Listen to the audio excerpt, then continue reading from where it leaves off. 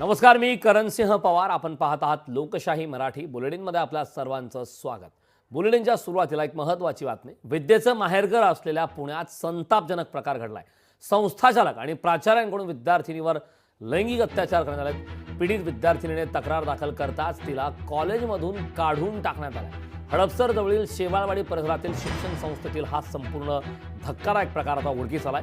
संस्थाचालक अनिल त्रिपाठी आणि प्राचार्य अभय देशपांडे यांच्यावर गुन्हा दाखल करण्यात आला. या धक्कादायक प्रकाराविषयी पीडित विद्यार्थिनीसोबत बातचीत केली. आमचे प्रतिनिधी चंद्रशेखर भांगे यांनी पाहूया.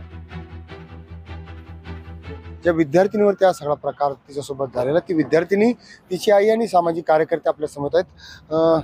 ताई, काय सांगाल, हा सगळा प्रकार काय आहे? तुमच्यावरती अत्याचार करण्याचा प्रयत्न करण्यात आला, त्यानंतर तुम्हाला त्या शाळेतून तुम्ही गुन्हा दाखल केल्यानंतर त्या रिस्ट्रिकेट सुद्धा करण्यात आलेला, काय प्रकार झाला तुमच्यासोबत?